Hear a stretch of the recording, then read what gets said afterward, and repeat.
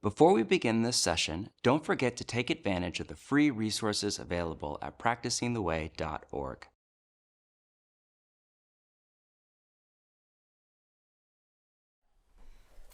This little light of mine, I'm gonna let it shine. This little light. Life is a miracle. To witness a mother give birth and a child grow up, to watch the gift of life unfold over the years, all those key moments imprint on your memory forever. And this process of growth and change is fascinating. It's why we show baby photos at weddings and wedding photos at funerals. But the most fascinating changes aren't external, but internal. Not to our body as much as to our soul, to who we become. In the Christian way, this process of change is called spiritual formation.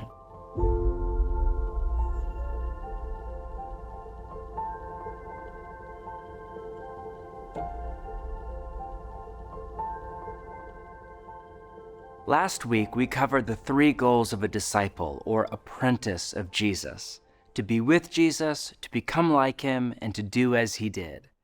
And we said spiritual formation is the process by which all this happens, by which our spirit or our inner woman or man is formed into a particular shape or what we call a character, whether it be the character of Jesus or the character of someone else. The language of spiritual formation comes from the New Testament. For example, in Romans 12, Paul writes this to the followers of Jesus in the city of Rome: "Do not conform to the pattern of this world, but be transformed by the renewing of your mind." Notice the 2 verbs, conform and transform. Both verbs are from the same root word in Greek, metamorphao, where we get the English word metamorphosis, the word for the process by which a caterpillar is transformed into a butterfly. One lexicon defines it as to change the essential form or nature of something. This is the word picture for the depth of change that is possible in the human soul. Not just surface level behavior modification, but deep change in the heart. And in Greek, both verbs, conform and transform, are in the present passive tense, meaning they are something that is already happening to you.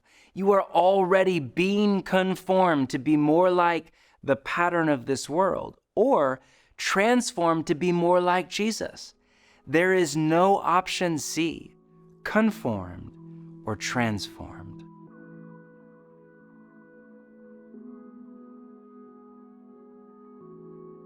When I first moved to New York City, one of the things I noticed was how much the city itself shaped me. New York is a formation machine. It affects your level of aggression. It affects the pace at which you walk. In fact, sociologists tell us that if you live in New York for a while, you will actually begin to walk faster than people in other cities. The stories of New York, the architecture of New York, the history of New York all work on you subtly and slowly, where when you go back and visit your families for the holidays, they often say, "What's happened to you?" And the answer is, "New York has happened to me." But you're never really aware of it in any given moment. And I think that's such an important recognition for me as a pastor, because so often people are naive and they think, "I'm not being shaped by anything." Sometimes non-Christians say, "I don't want to follow Jesus. I don't want to be formed by religion." But the truth is, we're all being formed by something. The question's not, shall someone form me? The question is, who will form me? The question is not, who do I want to become? The question is, who am I becoming by the forces that are working on me? And I think Paul really understood the importance of making our formation conscious. He said to the Romans in Romans 12, "Do not be conformed to the image of this world." Why? Because that's what it does. He wanted the Christians in Rome to recognize and understand how Rome was shaping them into Romans. The stories of Rome, the religion of Rome, the architecture of Rome, the practices of what it meant to participate in the empire were making them Romans. So they had to discern their formation so they could be transformed. And this is what Jesus wants us to do, to figure out who Jesus is and how his story, his truth, his love, and his practices form us into his disciples. So the great question is not, shall I be formed? The question is consciously determining who it is that will form you.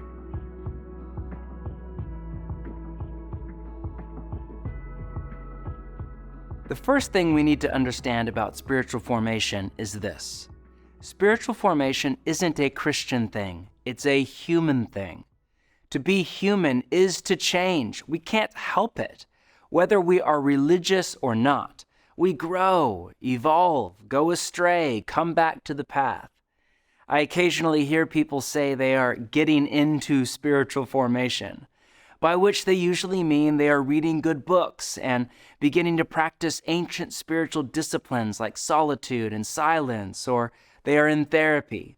All very good. But just to clarify, you've been being spiritually formed since before you took your first breath. Spiritual formation begins in utero and continues through all our days, whether we are into it or not. Mother Teresa was a product of spiritual formation, and so was Hitler. Queen Elizabeth was spiritually formed, as was Genghis Khan. Their spirits were formed over a long period of time through a complex alchemy of genetic inheritance, family patterns, childhood wounds, education, habits, decisions, relationships, environments, and much more. Same with you and me. We've been formed. We're being formed, and we will be formed in the days to come. Spiritual formation is not optional. The problem is, most of our formation is unintentional. No one sits down one day and decides to be conformed to the pattern of this world. No one sets out to become bitter or angry or greedy or judgmental or fearful. It just happens. Simply by living in Manhattan or LA or wherever you call home and living a normal life. Because of that, I've found it incredibly helpful to name the forces in my life that are forming or deforming me. And in this session, we want to help you do the same. To that end, here's a paradigm we call unintentional spiritual formation. How we become who we become is a sacred mystery of the human soul, taunting the brightest minds of both science and spirituality. But there is a surprising level of agreement across disciplines. We are formed by 6 primary forces: our habits, our relationships, the stories we believe, our environment, time, and experience. The first 4 forces are more active, more about what we do. The last 2 are more passive, more about what is done to us. Let's take a deeper look at each one. We are formed by our habits. What we do on a regular basis, we become. Reading the news, doom scrolling on social media, going to the gym, the things we do something to us. They get into the core of our being and shape who we become. The journalist Charles Duhigg called this the power of habit. It's easy to think we're just watching Netflix or checking email late at night or buying another pair of shoes. But actually, we're turning a kind of invisible fulcrum in our heart in a particular direction. We're becoming a type of person. Secondly, we are formed by our relationships. We become like the people we spend time with. Think about your family and friends. The odds are very high that you dress like them, think like them, talk like them, vote like them, spend money like them, and so on. Third, we are formed by the stories we believe. God wired the human brain to search for meaning, to take all the data points of reality and turn them into a story, a narrative to live in and live out. This is why we love movies and novels and telling stories around the campfire. And every day we are exposed to stories. Stories about what is the good life, what will make us happy, and what the meaning and purpose of life even is. These stories shape us far more than we realize. And whatever stories we come to believe are true, determine the kind of people we become. For example, one of the reasons so many marriages end in heartache is because no marriage can possibly live up to the story we are told by Hollywood and pop music, which is very different from the story Jesus tells. The stories we believe give shape to the thousands of decisions we make every day, from whether we stay in a marriage, to how we spend our money, to how many hours we spend at work. Pick your stories carefully, because they will determine who you become. And our stories and relationships and habits all come from an environment. Whether you live in a small town or a global city, in a Western secular culture or a traditional religious culture, we all become like the place we live. And in the digital age, we all live in two places at once, in our city or town or area, and in the echo chambers of the algorithms that define our digital home.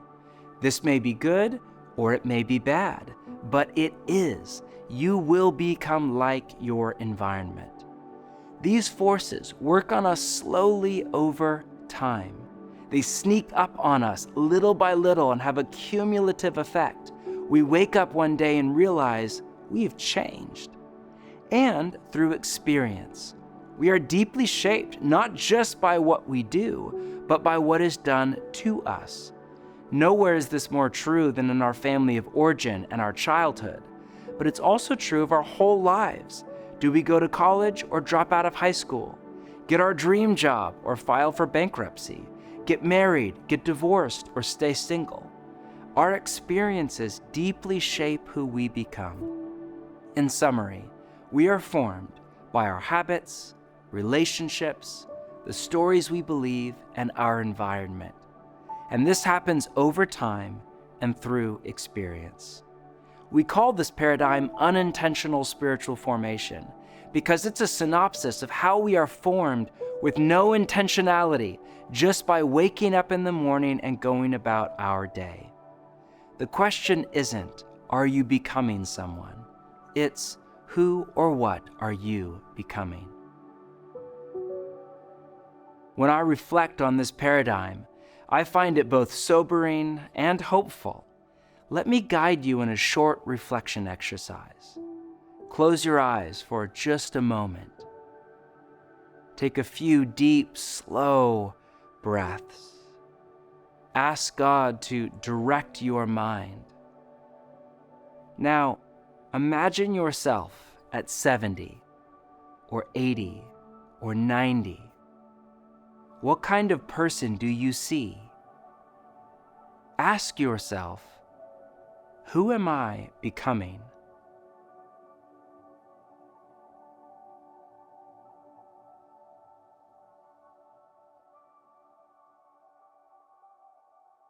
I remember the first time I ever did that exercise. I was about 30 years old, and I had enough life under my belt to plot a hypothetical trajectory and imagine myself at 40 or 50 or 60. And the person I saw on the horizon was terrifying. I was becoming more hurried and anxious and irritable, not more loving and joyful and peaceful. In my case, it was a wake-up call. I realized I had to make some major life changes. What about you? What changes do you need to make to alter the trajectory of your spiritual formation in the direction of Jesus?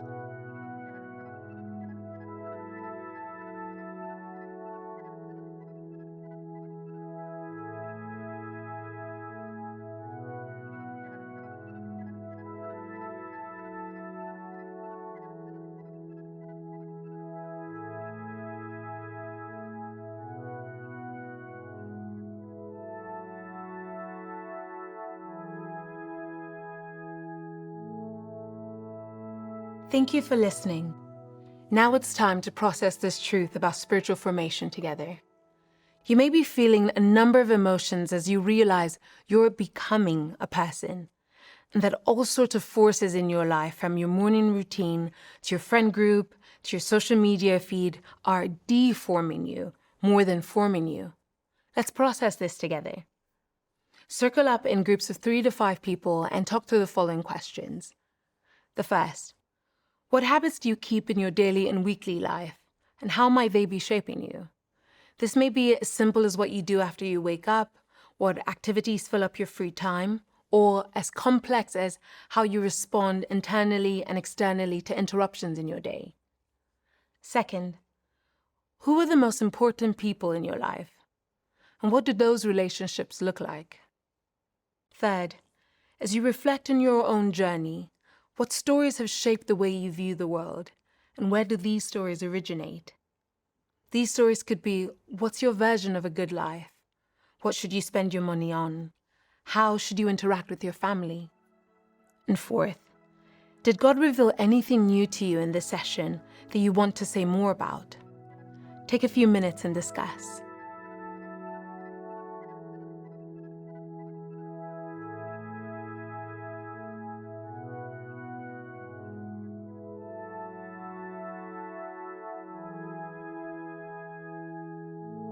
Now it's time to take the next step.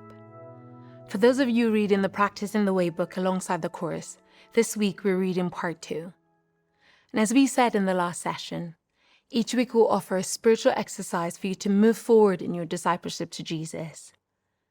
Everything we offer is invitational. We make recommendations, you make decisions. But open up your guide to session 2 and let's explore this week's spiritual exercise.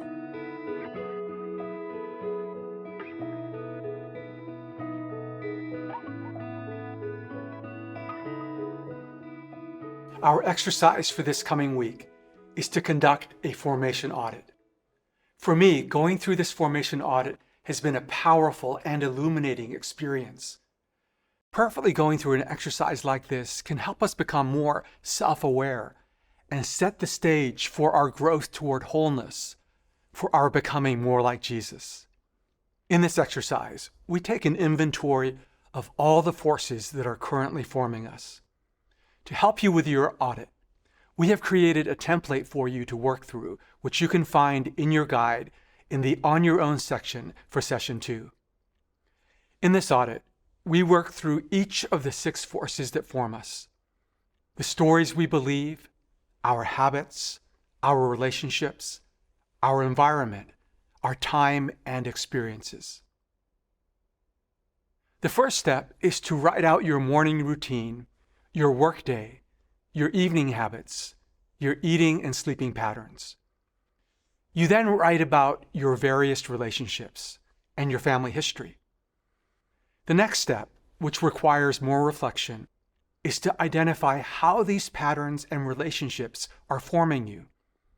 You might want to process this step with a wise, trusted friend, a counselor, pastor, or spiritual director. As you work through your formation audit, try not to be judgmental. Don't beat yourself up. Just write down everything that has shaped you, past and present. For example, you might look at your morning routine and notice that you start your day by reading the news. You might ask, what is this habit doing to me? What kind of person am I becoming by letting the news, much of which is alarming, be the first thing in my consciousness every day? As you reflect on your routine, you may consider how you might develop a new morning routine, like the one we started last week, beginning your day with quiet prayer and reading scripture. Similarly, as you reflect on your day at school or work, you might think about your interactions with people. Do they leave you feeling stressed and anxious, or energized and grateful? Finally, you might consider what you typically do at night. Do you tend to be on your phone, watching Netflix, or playing video games? Or perhaps you have a ritual that helps you recollect the day and give thanks. How do these habits and rituals shape you? Remember, try not to be judgmental. Don't beat yourself up. Just write out all the forces in your life, past and present. This exercise can take more than an hour. We encourage you to take an evening this week or a quiet morning to do this. Although it's a longer exercise, it can open the door to profound transformation as you grow in self-awareness and are inspired to establish habits that help you grow into the person you long to become. As you reflect on these forces, ask yourself, how are they forming me? Are they leading me to a sense of life and peace and closer to God? Or are they causing me to feel restless, anxious, and distant from God? As you continue your daily prayer rhythm you practiced last week, use some of that time to offer whatever feelings, desires, insights, or interactions you have to God, and pray that the Holy Spirit will lead you onto the path of life. As you conduct your formation audit, as David prays at the end of Psalm 139, may God search you and know your heart, test you and know your anxious thoughts, and see if there is any offensive way in you, and then lead you in the way everlasting.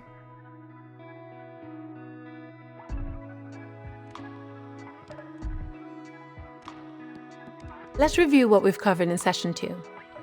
Spiritual formation isn't a Christian thing. It's a human thing.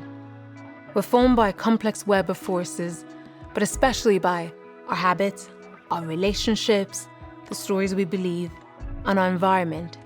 This happens over time and through experience. Most of our formation is unintentional. One of the most important questions to reflect on is, who am I becoming? And am I being intentional about who I'm becoming? One of the best ways to do this is through this coming week's practice, a formation audit.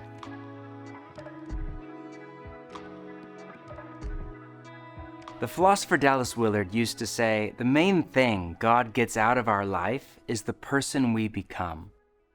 It's hard for me to imagine right now, but one day I'm going to wake up and, God willing, I'll be 70 or 80 or 90 years old. And what will matter on that day is not how much money I made or how successful I was by the standards of the world or whether or not I saw that new TV series. What will matter is the person I became. This is why Saint Benedict in the 6th century said, day by day, remind yourself that you are going to die. He urged people to meditate every day on their coming death, not to provoke fear or dread, but to remind us, don't waste your life. Live for what matters, so that when we come to the end of our lives, we can die at peace. But this will require us to reflect on our life today and connect the dots between how we are living and who we are becoming. So as you apprentice under Jesus and you conduct your formation audit and start to make decisions about your life, may you live for what matters. May you treat each day as a precious gift to be stewarded with gratitude and joy. And may every day find you more and more at peace in God.